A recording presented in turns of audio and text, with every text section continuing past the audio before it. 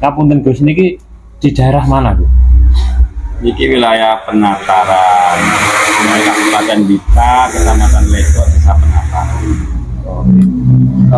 Tentang ini kan ada masjid, terus dekatnya ada makam. Iya, makamnya saya Sebagir yang kembali tanah Jawa. Yang numbalin tanah Jawa. Itu secara secara kerohanian ada petunjuk gimana kira-kira?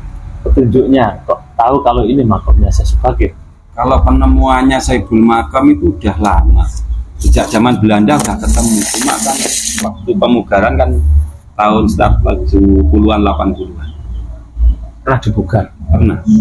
Yang mugar dulu zaman Belanda namanya seorang Kiai Alim Ulama dari Blitar juga, sesepuh Blitar. Jadi dulu dia punya pondok suluh Ansor. Pondok suluh. Iya, Torekotnya Qadiriyah. Dua nasab. Ini kau Mbah Yai Hasan Takdim. Ya. Kerenceng. Iya, Desa Kerenceng, Kecamatan Lego. Saya dengar itu Gus Dur kesini. Pernah. Yang awal dari putranya Yai Hayat Nganjuk, Gus Ipung. Di situ. Dulu zaman. Mana pendapatnya Gus Dur tentang ini? Kalau Gus Dur sih untuk makam ini ya gimana ya? Gus Dur sendiri juga nggak berani bilang ini atau petilasan atau asli. Cuma Gus Dur di mana-mana makam saya Sebagir itu sama dengan aslinya, nggak ada beda. Untuk makam yang satu, soalnya beliau itu ditakdimi para Yai Alim Ulama, para wali-wali yang ada di tanah Jawa. Karena keilmuannya bukan duriannya. Seorang alim ulama itu kan takdim kepada seseorang kalau keilmuannya. Karena keilmuannya bukan karena kelebihan atau apa durian turunan itu. Gimana beliau seorang saya Sebagir itu juga cucu Rasulullah kan itu. Seperti itu. Kegiatan biasanya apa Kegiatan apa? di sini? Kalau di sini sejak tahun 2000-an, alhamdulillah ada kegiatan dari masyarakat sendiri.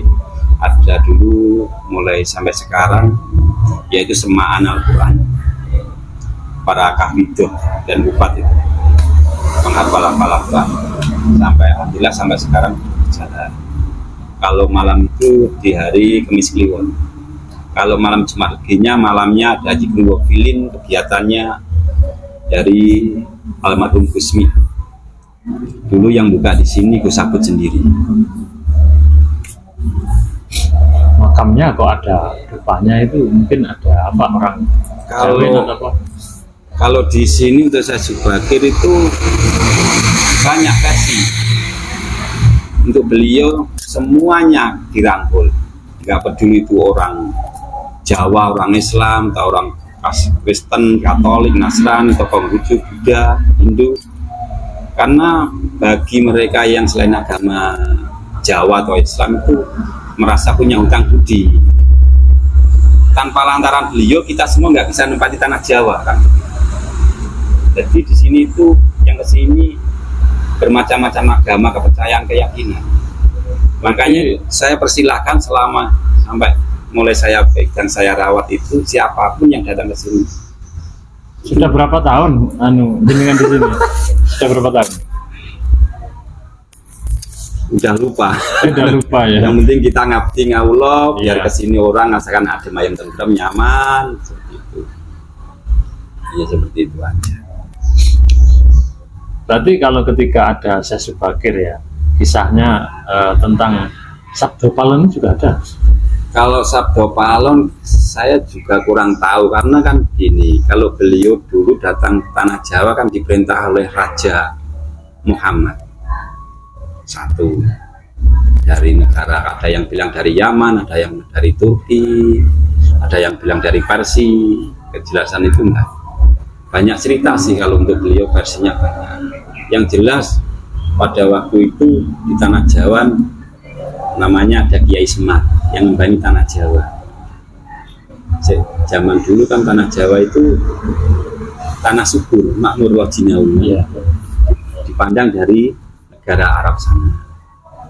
Dan setelah itu katanya tanah Jawa dulu itu jalma moro jalma mati. Siapa sing moro mesti mati kan. Angker. Ketika iya angker. Kan pada waktu itu belum ada kerajaan kan belum ada. Manusia kan belum pernah terhuni. Katanya yang huni hanya jin-jin, hanya pelayanan seperti itu.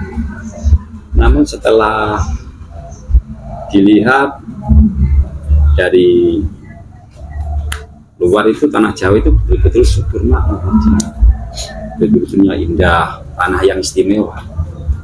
Akhirnya lah Raja Muhammad itu mencari seorang yang punya keahlian ilmu fisika sama geologi, atau ilmu kalau orang ngaji apa ya, kayak ahli raja atau ilmu falakiyah, hisab, ru'yah kan seperti itu ya. Akhirnya yang ternyata yang ketemu yaitu yang bisa seorang Syekh Subakir. Beliau juga salah satu tutur Rasul. Setelah itu beliau datang, pertama kali beliau datang itu di kan zaman dulu transportasi kan masih air laut. Jadi pertama beliau datang itu dari Jenung Tuban. Di Jenung Tuban ada di wilayah Pertamina. Setelah itu beliau datang lagi keluar dari Jenung yaitu menuju ke Gunung Tidar. Setelah Gunung Tidar ketemu sama Kiai Semar untuk mengembangkan areal tunggal tanah Jawa itu, biar tanah Jawa itu yang subur makmur jinawi itu biar ditempati umat makhluknya Allah yang juga manusia. Tapi di tanah Jawa itu nggak bisa tempati hanya satu etnis agama atau berbagai macam yang lain, nggak satu apa ya, Boleh satu agama. nggak satu agama juga nggak satu kaum, berarti banyak kaum juga sih. Iya, terus ada kisah dari orang-orang itu katanya ada peninggalan batu apa gitu. Ya sama beliau hanya sejak dulu yang saya tahu adanya ya cuma batu pasujudan. Sekarang ada. Nah, tempat sholat ada itu di dalam. Oh, di dalam. Nah, sebenarnya di sini sih, ya itu kan baru kembangan kemarin kan pada waktu itu apa ya? Sebenarnya nggak tersenggol sih bangunan tempatnya pasujudan itu yang di luar sini. Akhirnya kan sama pengurus itu dibongkar. Dialihkan. Nah, dialihkan akhirnya dimasukkan ke dalam. Makanya kemarin saya mau tata lagi yang di luar biar enak orang ziarah kalau mau sholat ya bisa sholat. Tapi ya sebagian pengurus nggak mau akhirnya dimasukkan lagi. Ya monggo lah. Berarti ada, maaf ya, ada satu kisah, satu misal orang tawajuh, orang berzikir ketika 40 hari itu kan ada bercak karomah di tempatnya ya. Iya. Kan begitu. Kira-kira gimana? Berarti kalau pindah pun batu tetap di lokasi semula mungkin gitu ya? Iya. Ribun. Kalau batu itu dulunya sebelum dibongkar kan dipindah-pindah. Dulu di timur makam, terus di selatan makam. Akhirnya daripada batu itu enggak begitu ada manfaatnya, enggak dihormati sama orang-orang yang datang ke sini. Kadang enggak buat duduk, buat ngobrol. Ketika tahun 2000 itu kita mencari seorang kiai untuk suruh mencarikan tempat di mana cocoknya si tempat batu itu. Alhamdulillah pada waktu di istikharoi, di istikharoh dapat tempat cocoknya itu waktu itu di baratnya makam. Tetap di luar. Di utaranya mah. Tetap di luar. Yang kecil yang lama. Alhamdulillah berjalan tahun 2000 sampai 2019 kemarin. 2019 akhirnya bangunannya untuk pasien dibongkar sama pengurus. Seperti itu. Saya sudah mengingatkan jangan dibongkar karena apa? Orang yang kesini itu karena ziarah ke makam bukan karena masjid. Kenapa peninggalan yang begitu bersejarah seorang alim ulama besar yang membalik tanah Jawa kita nggak bisa menghormati tempatnya gitu. Kenapa? Masjid itu kebutuhan kita bukan kebutuhan yang mahir dan orang kesini bukan karena masjid tapi karena makam. Seharusnya kita bisa menghormati sejelek apapun tempat makam seorang alim ulama besar itu harus kita hormati karena kita menghormati perjuangan beliau.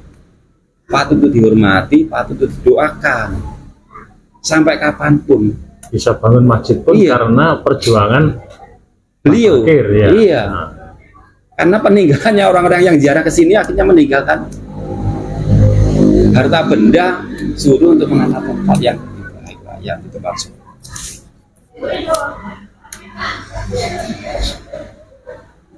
Saya sendiri di sini pun juga jadi ya sering pergeseran dengan pengurus yang lain karena ya kita itu selalu mementingkan untuk makam orang ziarah, selalu menghormati tempat sejelek apapun makam. Kalau menurut jenengan sendiri kira-kira ada keramatnya tuh di dalam atau masih di semula? Kalau saya ya gimana ya? Ya saya mau duduk di mana ya situ. Karena beliau itu sering hidup di alam, bebas. Dimanapun dia pernah duduk ya di situ.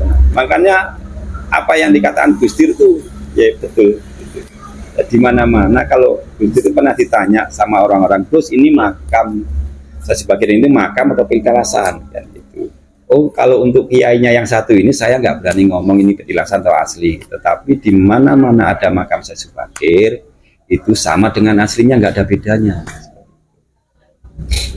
Kalau Yai Husen dulu pernah ada teman-teman ke sana, Gus di penataran wilayah Legok Blitar itu ada makam saya Bakir, itu petilasan atau asli? Wah itu saya suka. Yai Husen juga nggak berani jawab itu petilasan atau asli, tapi Yai Husen menggambarkan ibaratnya kalau Masjidil Haram itu 1000 watt, di penataran itu bisa 100 watt, bisa lebih. Seperti itu kalau ngomongkan seperti itu tuh Yai Husen. Ya saya sering juga ngobrol sama santri-santrinya Mbah Elias romanya Yai Husen, sering kalau kesini ngobrol sore sampai pagi. Terus orang pinter yang kesini kira-kira siapa? Yang pernah ngasih saran atau apa gitu loh?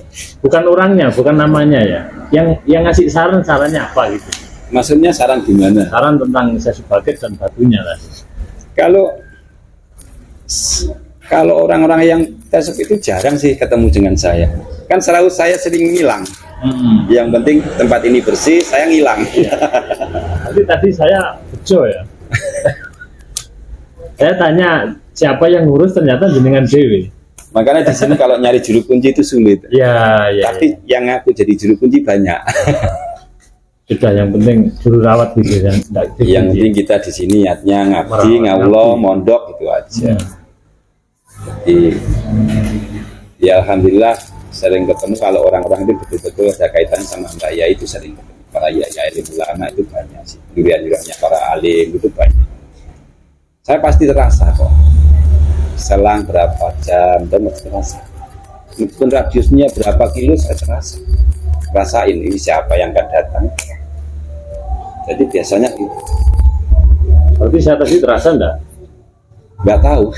Saya pas repot nyuci, saya kemarin pasti ada waktu itu masih saya ya kaget loh. Saya ini tanya orang yang belum kenal, tanya jenengan tadi. Loh, kok ternyata jenengan sendiri. Ya, saya kan barusan nyuci piring tadi. Iya. Memang kerjaan saya seperti itu sih. Ya kiranya terima kasih nggih, ngapunten nggih. Sama-sama. Makam Syekh Subakir atau petilasan Syekh Subakir yang ada di Blitar, Jawa Timur.